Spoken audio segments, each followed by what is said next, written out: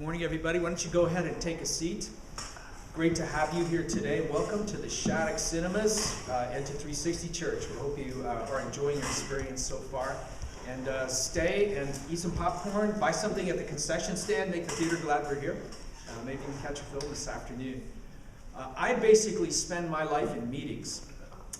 Coffee meetings, one-to-one meetings, small group meetings, large group meetings, Starbucks meetings, Pete's meetings, Starbucks meetings, video meetings, Skype meetings. I spend my whole life in meetings, and what that means is that when I'm not in meetings, I'm debriefing the meeting I just came out of, or I'm planning for the meeting that I'm just going into.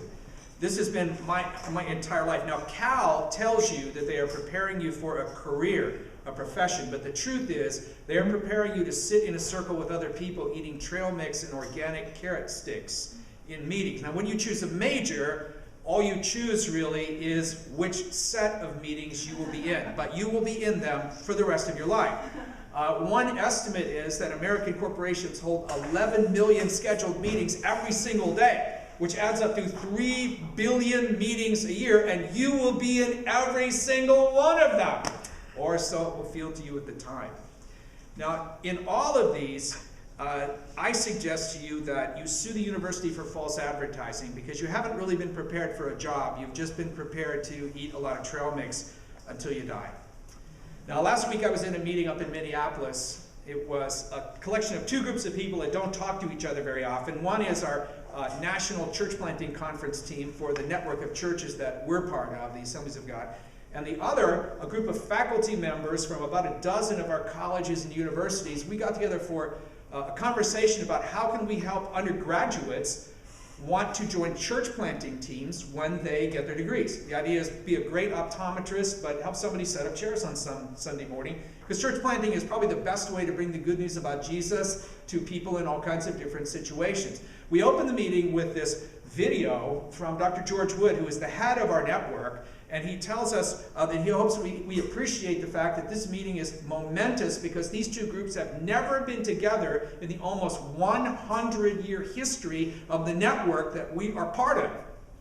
And I look around at the 20 or so people in this little cafe-style room, all gathered around tiny little tables where we're sitting together, and I think to myself, he's right!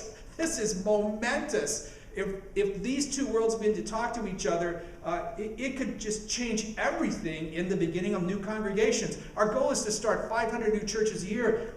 Maybe we should think about 1,000. I mean, this could be the pivot around which a whole bunch of things change. We need 10,000 people to start 500 churches a year. They're all going to have to come from colleges and universities. Maybe this is the lighting of the fuse of a huge explosion of the good news in North America. And my second thought was, how did I end up in this room?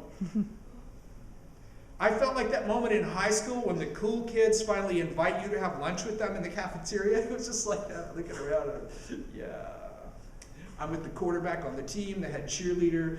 You know, here I am with the cool kids. And on the flight home, it occurred to me, this is not the first time this has happened to me in my life. Now, why does that matter?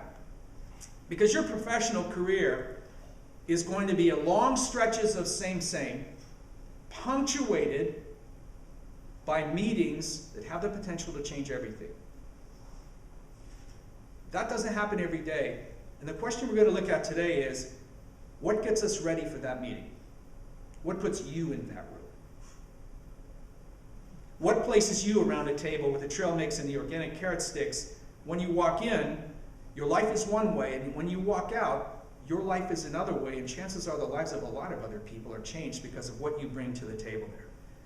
This month, our series of talks is called Big Ideas in Little Books, and we're going to look at 3 tiny little books from the Old Testament. One is Esther, and one is Jonah, and one is Hosea. And we're doing that for a couple of reasons. One is there's just powerful stuff in them. I mean, stuff we need to pour into our hearts and lives. Things like, how do I get into that room?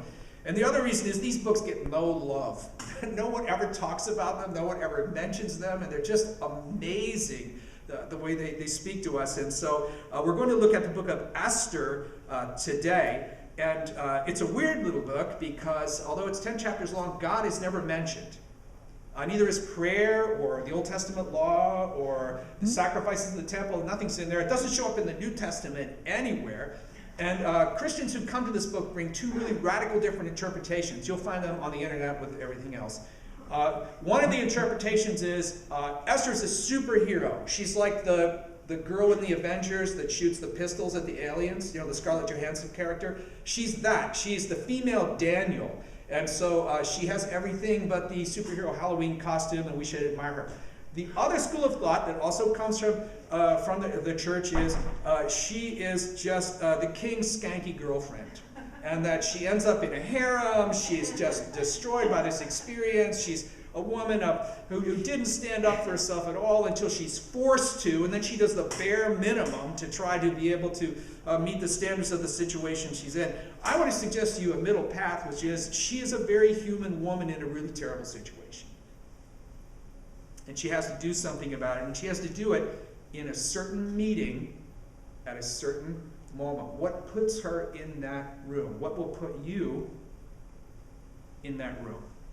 The story covers a 10-year period under the reign of a king that many historians believe is Xerxes of ancient Persia. The same Xerxes in Frank Miller's film, The 300, the one who goes to war with Gerard Butler and all those other mostly naked guys with the six-packs. That whole film there, the Xerxes character is the person in this story. It takes place about 2,500 years ago in a city called Susa, which is on the western edge of modern-day Iran, just north of the Persian Gulf. And the story takes place during a time when Xerxes is ruling an empire that stretches from the edge of India to the edge of Europe and includes a big chunk of North Africa at the same time. He is literally the most powerful man on earth. His army is massive, his fortune is beyond estimation, and he is a big drunk. We know this even from extra-biblical sources. He was legendary for his drunkenness and for his ruthlessness. He is a classic imperial colonizer and spreads his kingdom literally from across 3 continents, divided into 127 provinces. He rules them all ruthlessly from this city of Susa. The book of Esther tells the story of her encounter with him, and it's all about political intrigue. The book is sort of if you're a West Wing fan, it's like that, but set in the ancient world under the rule of a despotic dictator who wreaked havoc over most of the continents that he was aware of at the time. The story opens in the 3rd year of Xerxes' reign, and he is a party animal. And so what he does in this year is he holds a feast for all of his officers and administrators and the people who run the 127 provinces. And the feast is 6 months long. They are having a 6-month frat party. During this time, he rolls out all of his wealth, his crowns, his jewels, basically the prizes he has received from the conquests he has made of other nations. And he follows this half-year feast with a 7-day feast for all of the people of the city of Susa. Every single citizen is invited to this party. He decorates the whole city with purple linen curtains, and it's an incredible experience. And he invites his queen to come before him. Now, she has been holding simultaneously a 7-day feast for the women of the palace. The invitation of Xerxes is not just to sit by his side during the drunken binge. It's to come wearing her royal crown, and the idea is to display for all the people who work for him her incredible beauty. And what he's really doing is saying, you are eye candy and arm candy, and what I'm going to do is I'm going to roll you out in front of all of my male sort of leadership type friends, and you are going to demonstrate that not only do I have incredible wealth and power, but look at the kind of woman I can command to be by my side. Queen Vashti says, I'm not doing that. And so she refuses him. She turns him down flat. And Xerxes says, live it. What do you mean no? Nobody says no to the king and lives. And his eunuchs, the whole book is really a book about eunuchs. It's amazing. His eunuchs rush to him and they say, we can't allow this to go on. If the women in the empire get the idea that they can say no to men, well then our entire social order, which is sexist and misogynist almost beyond imagination, the whole thing is just going to collapse. You've got to stop that. And so Xerxes says, absolutely. 2 things. 1, Vashti fired, no longer the queen. And two, he sends a letter to all 127 provinces, and he tells them, listen, women have to honor men, period. Case closed. We're not putting up with this anymore. But this begins an international search for a new queen, because it's no good being a king if you can't have a queen beside you in his way of thinking. And so his eunuchs advise him to begin a kind of reality show type competition for the prize of the most beautiful young virgin in all of the empire who will come and be by his side. And so they simply start a massive international sex trafficking network where all of the beautiful young women are simply gathered up. They are shipped to Susa, which could be thousands of miles from their homeland, and placed in the king's harem. Yes, the word is actually used in the book. Now, one of those is a young woman who's actually living in Susa. She's been raised by her older cousin Mordecai. Her name is Hadassah, which is later known as Esther, which means, the original language means something like really great to look at. She's a beautiful girl, young, and so she is scooped up in this massive dragnet, but Esther has a secret. She's Jewish. And the person who has raised her, Mordecai, who you just see his love for her all through the book, advises her, tell no one about this, because that's trouble. And so she conceals her identity. The king meets her in what must have been a sort of a preview event, and it is lust at first sight. He's crazy about her. He thinks this is just, people see this girl as my queen. My street cred is just going to go off the scale. This is going to move the needle. And so he decides that she's going to be the one, and he gives her 7 maids to take care of her, good food, great cosmetics, and places her in the primary location within the harem. The best location within a harem. I mean, how good can that be? But it's really nice. And so Mordecai, who raises her, comes by every day to the palace to make sure that she's doing okay. And the protocol of the day is that before a woman can go and spend a night with the king, she has to spend a year being treated with cosmetics. Yes, 365 days. Now, the first 6 months of the protocol says that you are treated with oil and myrrh. Myrrh is a fragrant kind of an herb, a plant. And then 6 more months, you're treated with spices and cosmetics. Now, to me, that's not being made up. That's being marinated, like for a barbecue or something. It's crazy, crazy. But this is the kind of over-the-top sort of conduct that dictators everywhere, even today, seem to be enamored with. And so Esther goes through all of that for an entire year, and once that's accomplished, she goes and she spends that night with the king, and he just prefers her above everybody and says, this is it, this is the new queen. And so a crown is set upon her head, and she takes this position in the king's affections, but she can only come to him when he summons her, meaning that queen does not mean ruler, it means something like my favorite toy. And so she simply lives in the harem with the other women and is summoned to him when he feels like it. Just as this happens, one day Mordecai is sitting by the gate near the king's palace, and he hears a rumor that 2 people are planning to assassinate Xerxes. He tells Esther, who warns the king, who stops the plot. And Mordecai, indirectly through Esther, saves the life of the most powerful man in the world.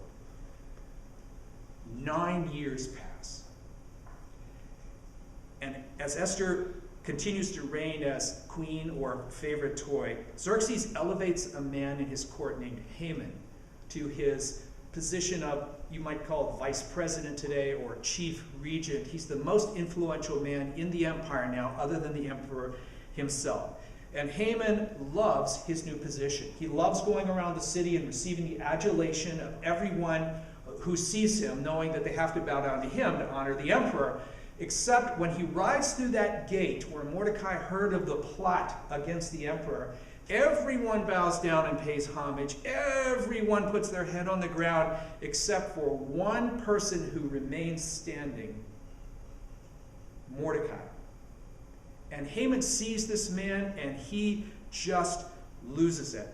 He's so angry he goes back to Xerxes and says, listen, Mordecai, he's of the Jewish people. These people disrespect you all over the empire, all 127 provinces. They follow their own laws. They don't follow your laws. They do what they want to do. My best advice, we should exterminate them.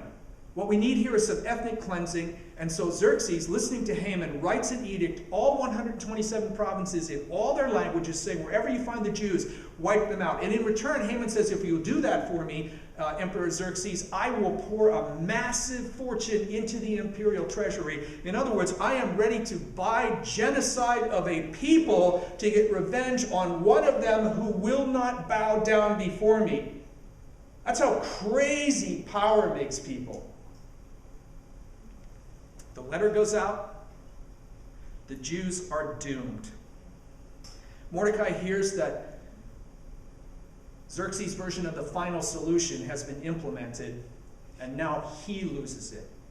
He tears his clothes. He puts on sackcloth and ashes. He walks through the streets of the city wailing and crying, doom and gloom, decrying the fate that has befallen his people. He makes a public spectacle of himself to the point where it's an embarrassment to his family. Other Jewish people around the empire hear of what the king has ordered, and they do the same. Sackcloth and ashes, the traditional symbol of grief and doom and mourning and repentance, the kind of thing you would do after a major national catastrophe. Their 9/11 is on the way, and they're rending their clothes, saying, we're not going to look normal, we're not going to act normal, we're not going to smell normal, because something horrible is happening, and we're going to say something about it. And he just makes such a spectacle of himself that Esther, inside the harem, inside the palace, hears about it, and that my cousin has no clothing to wear. He's rolling around in the dirt out there. She sends him clothing, and Mordecai refuses and says, absolutely not, because of what has befallen our people. And he sends a message back to Esther and says, please go to Xerxes and beg him to spare us, or our entire nation, let alone our family, is going to be completely wiped out. And Esther replies, nobody can do that. That's the meeting no one can get into. Because if you go into the king's inner court, unless he extends his golden scepter toward you and you touch the tip of it, you are automatically killed. What you're asking me to do is impose a death sentence on myself. That's the meeting that I don't know if I want in that meeting. Chapter 4, verse 13 records Mordecai's response. Do not think to yourself that in the king's palace you will escape any more than all of the other Jews. For if you keep silent at this time, relief and deliverance will rise for the Jews from another place, but you and your father's house will perish. And who knows whether you have not come to the kingdom for such a time as this. Then Esther told them to reply to Mordecai, go gather all the Jews to be found in Susa and hold a fast on my behalf, and do not eat or drink for 3 days, night or day. I and my young women will also fast as you do. Then I will go to the king, though it is against the law, and if I perish, I perish. Mordecai then went away and did everything Esther had ordered him to do. Esther, dressed in her royal queenly robes, put her queen's crown on her head, her life on the line. She goes into the king's inner chamber. This is lethal injection. This is the end. This is where your life stops. No one survives this. And as she enters his presence, the fasting, the prayer has gone up to God. The king, instead of killing her, extends the scepter. She touches the tip of it. And the king asks her, what do you want? He has such favor for her still. Even a decade after meeting her for the first time, he says, I'll give you anything, up to half of my kingdom. And Esther says, you know, really, I just want you to come to a banquet and bring Haman, would you? And so Haman and Xerxes go to the banquet, and at the banquet, he asks her again, what do you want? I'll give you anything, up to half of my kingdom. And she says, you know, could you and Haman just come to a second banquet? Knowing that the king likes to party, he's instantly agreeing, and so the crowd disperses. But in between the two banquets, Haman sees Mordecai one more time in the gates, refusing to bow down. He's so furious. He goes home and tells his wife Zeresh, I am so famous. I have such credibility. People bow down to me. I'm hugely wealthy. I have many sons. I am the king's favorite. I'm the only one that gets to go to Esther's banquet with Xerxes. It's just the big guy and me. That's how important I am. And yet when I see Mordecai standing in the gate and he will not bow down, all of that means nothing to me. And his wife says, look, we've got a nice backyard. Build a gallows there. And tomorrow morning when you go and see Xerxes, say, you know, there's somebody who needs hanging. It's Mordecai the Jew. Let's string him up in the gallows. It's already at my house. The king will go along with it, and your problems will be solved. That night, Xerxes has a bout of insomnia that changes everything. He can't sleep. And so he calls out to his people. Dictators love to have people. And he says, listen, bring out the chronicles of all the great stuff I've done, which I think are probably histories that reflect in a positive way on Xerxes' accomplishments, and read them to me. Let's see, Xerxes, you're awesome, and then that was the thing you did to the Greeks, and then, ooh, yeah, the Ethiopians didn't last 5 minutes against you because you're just so awesome and amazing. Whoa, wait! There's a man named Mordecai who uncovered an assassination plot against you, and he saved your life. And Xerxes, hearing this, says to the people who are reading from the scrolls, have we ever done anything for him? And they said, no, the records show we never did anything for Mordecai.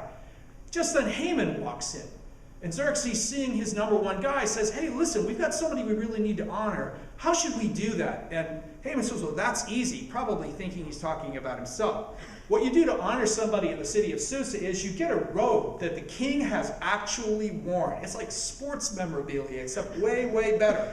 And you put it around the guy's shoulder, and you put jewels and a crown and all this stuff on his head. And you find a horse that the king has actually ridden. And you set the guy on the horse. He's got the king's robe around him. And you get one of your top princes to take the horse by the bridle and lead him around through the city and make sure that everybody understands this is what happens when you help Xerxes. When you help Xerxes, you are going to be honored in the same way. And so Xerxes says, that's a great idea. The man is Mordecai, and I want you to do it.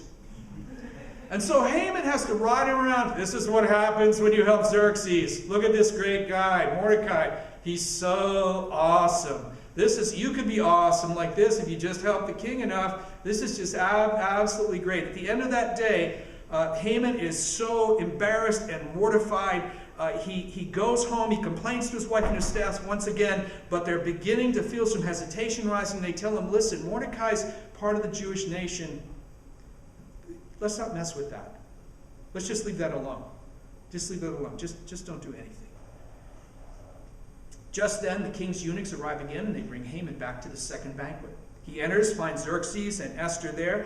After more drinking, Xerxes asks Esther, what is it that you want? I'll give you anything, up to half my kingdom, because he really digs this girl. And here's how she replies. Let my life be given me as my petition, and my people as my request, for we have been sold, I and my people, to be destroyed. And then she adds this, if we had just been sold into just slavery, I wouldn't even bring this up because you are far too important to deal with an issue like that. It's the fact that it's genocide and that it's happening as a result of your order. That's why I'm speaking this to you. The king demands, who is responsible for this order to murder all of the Jews? And Esther, I see her in the palace wheeling around and pointing to the guy and saying, Haman, he did it. The king is livid. He's so angry. The book says he had to leave the room because his rage was just out of control. And so Haman rushes over to Esther, who is seated on a couch apparently, and says, no, please don't say this. I'm going to be killed. Please ask the king to spare me.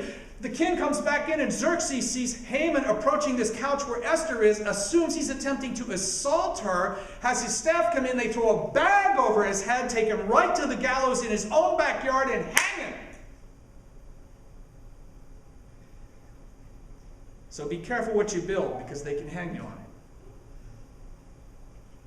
That day, Mordecai comes before the king, and he and Esther disclose who they are, that they're related.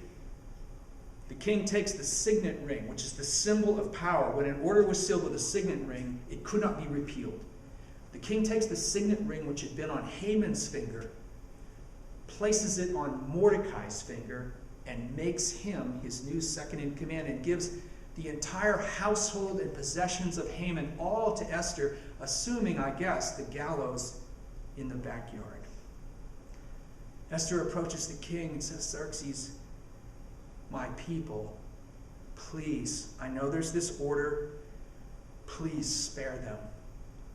Xerxes' ears are opened, maybe by the fasting and prayer that went into all of this, and he tells Mordecai to write an order repealing the death sentence and granting the Jews the right to defend themselves, in fact, if they were attacked. Chapter 8, verse 16 records the response around the empire.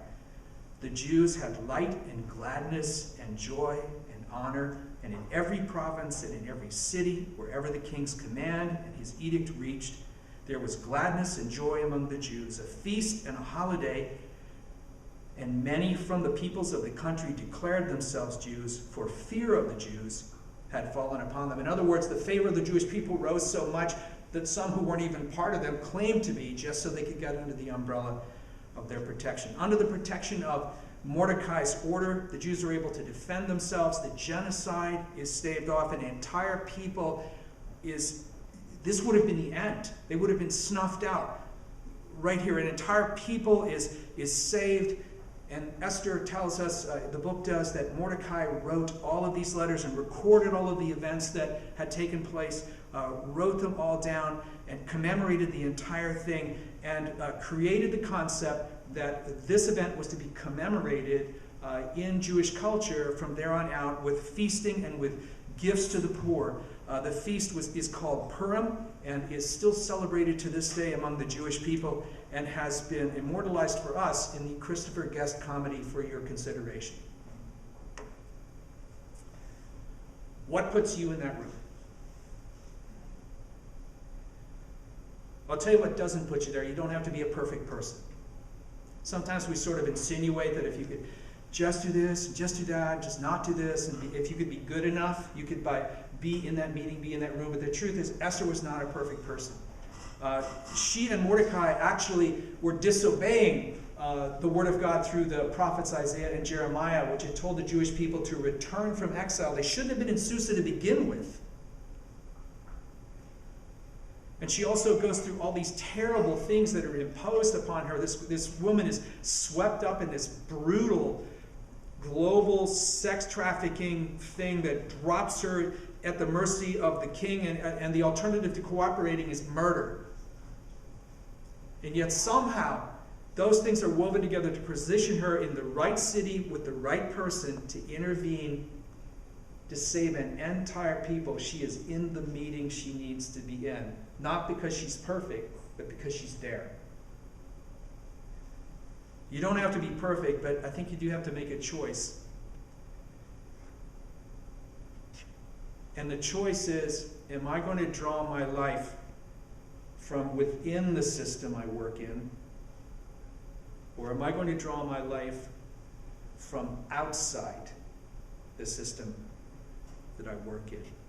Because every system that we put ourselves into, whether it's business, whether it's education, whether it's religious, has a tendency, not because the people in it are bad, it's just the way people are when they function as an aggregate. There's a tendency for it to become like the Borg, where you're going to be assimilated and resistance is futile, and you find yourself in there with the system telling you, we can be your life, we can be your purpose, we can be your transportation, we can be your recreation, we can be your relationships, we can be your entertainment, we can be your meals, we can be your life. All of the life that you need really can flow out of this, and if you stick with it, one day you can become a manager in the system, you can become Haman, and eventually you can lead the whole thing and be Xerxes.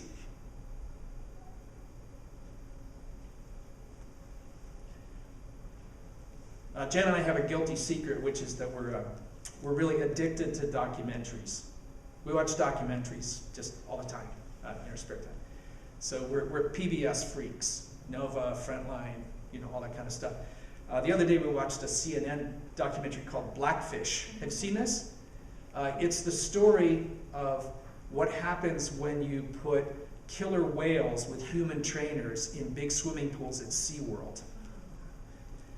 And let me just hurry to add that I am not a biologist, but I do know the difference between a whale trainer and a whale snack. And what the video of it shows, I'm not in a position to judge its merits, but the video shows that these huge mammals of the sea are called killer for a reason. You can spend hundreds of hours with them in these pools, patting them, kissing them, loving them. They're kissing you back with their big whale tongue. And putting your arms around them and stroking them and swimming with them and teaching them to do tricks. And they throw themselves up out of the water and you hold onto the fin and you're rocket borne and you're up there balancing on their nose and the crowds are going. I have physically witnessed this at SeaWorld myself. It is spectacular, unbelievable, until the killer whale decides that it does not like you. And then it bites your arm off and swallows it, or it thrashes you to death with massive soft tissue injury, or it simply grabs your foot and takes you to the bottom of the pool and holds you there. All of those are things that have happened. And honestly, I'm watching this documentary, and there are points where I have my hands up. I've seen a lot of stuff. I have my hands up over my face because I just can't bear to see these poor people and what this huge carnivore of the sea is doing to them. And I'm thinking about this whole exchange, and it seemed like for me it was a metaphor of what happens when we work inside of big social systems like businesses, like universities, like the kinds of places where all of us eventually are going to be engaged, and that is for a while you can be a trainer and then the thing will turn around and eat you. Social systems are carnivores. They will devour you. They will grab you by the foot and take you to the bottom of the pool and drown the life out of you and go get someone else. Because there is no system that loves you. They don't love people, even the good ones, even the religious ones. They just use people. And quickly go from just a job to being a killer whale. What puts you in that meeting is your decision that I will work within these systems because that's how life works here. That's what we have to do. They're not good or bad. They're neutral. They're just tools. They're like hammers. It all depends on what you do with them. I will work within them. But my life will come from somewhere else.